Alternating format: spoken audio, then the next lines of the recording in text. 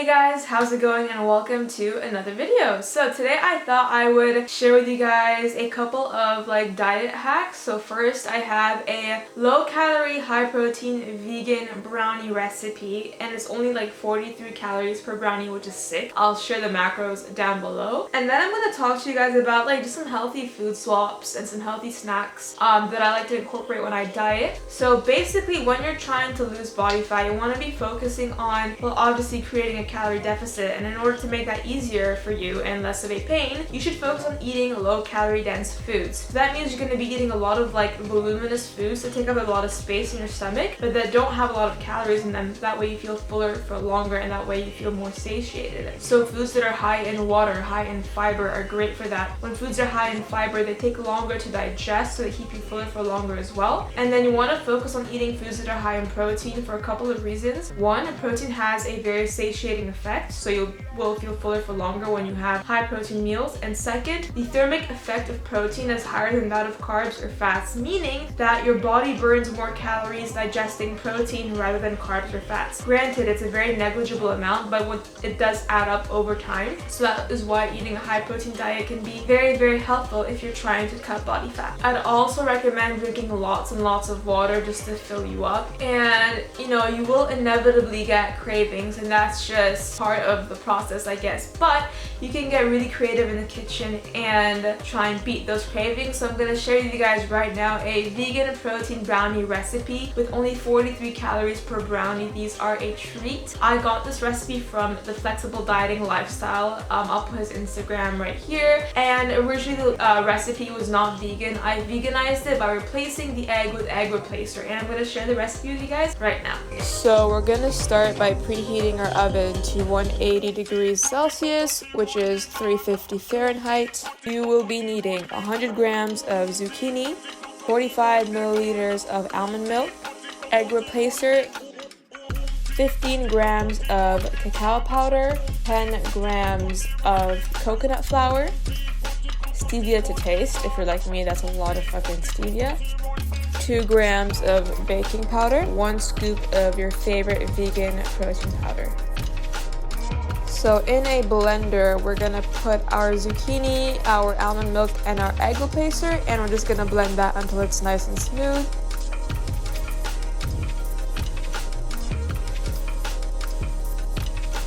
And then in a separate bowl, we're gonna be mixing all of our dry ingredients that I listed earlier. Next, we will be pouring our wet ingredients into our dry ingredients and just mixing it all up with a spoon. And once you've mixed it up, it should look a little something like this. Now, you could use a brownie tin. I prefer using a mini muffin tin just because this recipe makes exactly 8 mini muffins, and that is what the macros are going to be based off of. So I'm just going to put the dough into 8 of these little holes right here. Luckily for me, my pan is non-stick. If yours isn't, you can spray it with some Fry Light or you can use parchment paper, and then I'm just gonna place it into the oven and let that bake for between 10 and 12 minutes. Now, while these babies are in the oven, we're going to be making our frosting. So for the frosting, you will need 10 grams of cacao powder, half a scoop of your favorite vegan protein powder, 2 grams of coconut flour, some cold water, and some stevia to taste. Again, if you're like me, that is a lot of stevia. So you're just going to mix up all those ingredients in a bowl, and then with the water, I just kind of eyeballed how much water I put in until I got a nice smooth consistency. Take the brownies out, try not burn yourself like I did because I'm an idiot, and then you're just gonna let them cool for 10 to 15 minutes and then place them on a plate. And now we're just gonna use a teaspoon to spread a little dollop of that frosting onto our brownies right here. And to finish it off, I just top them off with some hundreds and thousands to make it look a bit more colorful. And yeah, that is the recipe. I'll be putting the macros up on the screen. These are about 43 calories per brownie, which is amazing if you're dieting, and they're super high in protein as well. Alright, so I hope you guys enjoyed that recipe, and please do let me know if you try it out. Tag me on Instagram with your recreations. And now let's just get into some healthy food swaps, I guess. And when I say healthy, I just mean like more efficient for dieting, so like I guess lower calorie. So first and foremost, I know that people crave chips or crisps. Wherever you're from, you might say chips or crisps. A really good way to satisfy that craving is to have seaweed. So like there's these seaweed thins that you can buy. I know that Itsu makes them. I like just like the plain salted flavor. And they're just really good. They're like very low in calories, and they just help keep you pretty satisfied for that like salty, crunchy craving that you want. And if you're not into seaweed, which I know a lot of people aren't, then popcorn is your best bet. Make sure you get the unbuttered one. You can get like a salted one. You can either buy these pre-popped at the store. My favorite brand is Popcorn by far, or you can make them yourself, like just by popping some kernels in a pan. That works as well. So definitely popcorn is like such a treat. It's like a classic if you're going to the movies or something. And those microwavable bags of popcorn, like a full bag is under 300 calories, and that's a lot of popcorn. So definitely would recommend that if you're craving something salty and crunchy. So I know a lot of people like peanut butter, and unfortunately peanut butter is super dense in calories and doesn't fill you up because of like the amount that you get. Like you can have a tiny teaspoon of it and it's like 100 calories. So I recommend using PB2 instead. I know it's not the exact same taste, but if you want just like a spread or something to put on top of your oats, then you know, why do you have to go for peanut butter? Just go for like PB2. You just grab some of the powder and then you add a bit of water to it and you mix it up. I like to add stevia to mine just to make it a bit sweeter. So PB2 is awesome if you want to have peanut butter with like way less calories and less fat. And another alternative to this is not so much a peanut butter, but it's more just like a spread option. Most of the time, again, spreads that you buy at the store, whether it's like chocolate hazelnut, even if it's like a protein spread that you buy at the store, they're very high in fat and high in calories. I found the best protein powder to make homemade protein spread or protein mousse as well. I call it protein mousse when I add a bit more water and it's like a lot smoother.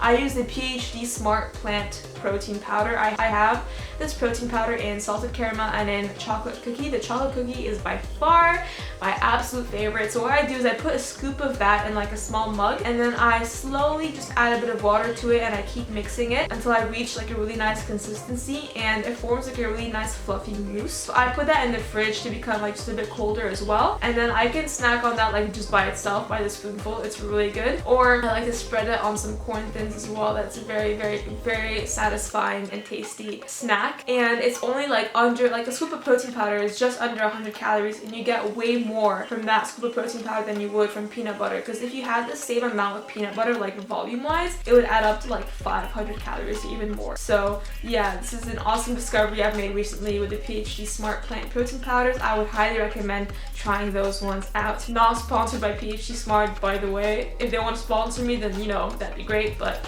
yeah. And then next, a lot of people already know about this one. It is Halo Top ice cream. It is amazing because the entire tub is like between 320 calories. I think some of the regular like not vegan ones are under 300, which is crazy. In the UK we only have 2 flavors in vegan, but that's fine. I still really like them. So definitely go for that instead of ice cream. I know they're not as creamy, but you know, it's the next best thing. Again, you are on a diet. You can't have anything you want all the time, and like what's important here is trying to make it as enjoyable as possible so that you can adhere to your diet, because the most important part of any like nutrition program or fitness program is adherence, because if you're too strict, then you're gonna just give up really early. And then I made this other discovery recently.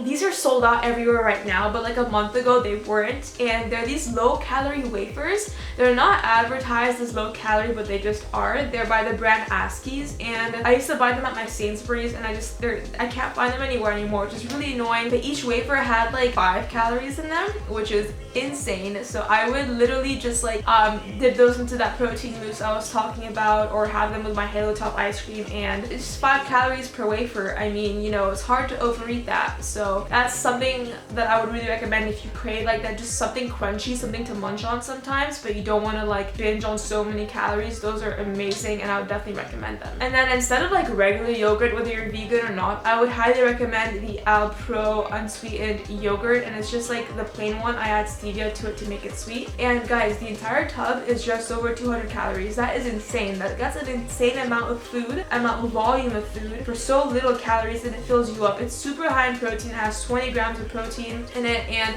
I add some protein powder as well for extra flavor along with some stevia, and it's like one of my go-to breakfasts. It's super quick, super simple, and fills you up for super long. And my last healthy food swap, I guess, would have to be like cauliflower rice. If you are trying to diet super hard, you're like nearing your photo shoot or your holiday or your competition possibly, then you know, maybe your carbs are a bit low and your macros are just like low and you want something to bulk up your meals, I highly recommend cauliflower rice. You can make this yourself, but if you're lazy like me, you can just buy it. And the brand I buy is just called Calorie Rice. They have the same like concept made with sweet potato. Granted, those ones have more calories in it, but yeah, they're both really good. I've tried them both, and they are a lifesaver if you're trying to add more volume to your meals for the fewest amount of calories possible. And now I'm gonna just give you guys like some general tips just to finish off this video. Like when you're dieting, guys, diet soda is your best friend. It's not gonna give you cancer, you know. Like I've like seen, I know that Stephanie Buttermore made a video about this, and I will link it down below because it's an amazing video. It just explains how artificial sweeteners are not as bad for you as people want you to think.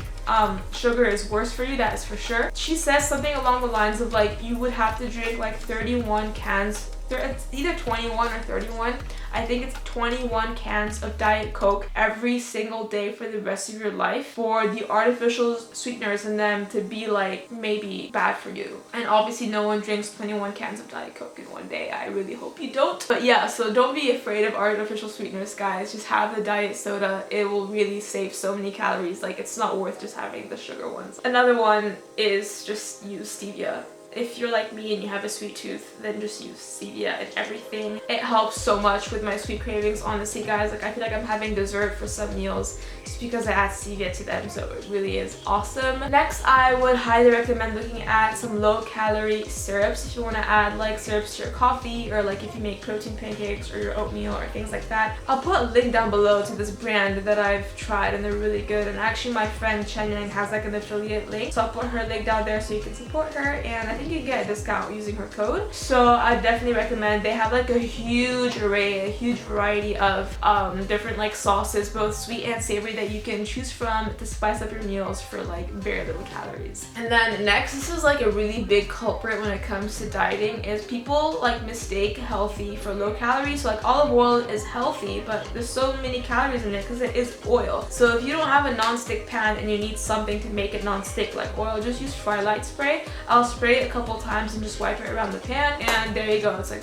literally under 10 calories, and you're saving hundreds of calories by using Frylight spray. And lastly, this is a tip to help you get your water in. If you don't like the taste of water, or if you find it really boring or difficult to drink a lot of it, I recommend using sugar-free squash. This is something I'm relatively new to myself, just because it's an English thing, I think, and even though I've been here for like almost 3 years, I've never really tried it. But I was at the store the other day and I was like, you know what, let's just try some squash. And I think it's like 2 calories per 100 mils, which is crazy, and you dilute it with water. So I think it's like 1 part squash and then 4 parts water, and then you just dilute that, and it just adds flavor to your water. It makes it so much easier to drink, and that is what I have been doing recently, and it helps me get my water in really easily. And yeah, so that is all the tips I have for you guys today. Thank you so much for watching this video. Let me know if you try any of these tips out, and if you have any of your own tips that were not mentioned in this video, leave a comment down below. Please be sure to like the video and subscribe. I upload 3 new videos every week on Mondays, Wednesdays, and Fridays. Please be sure to follow me on Instagram at AliaLifts. Check out my website alilifts.co.uk for meal plans and training plans.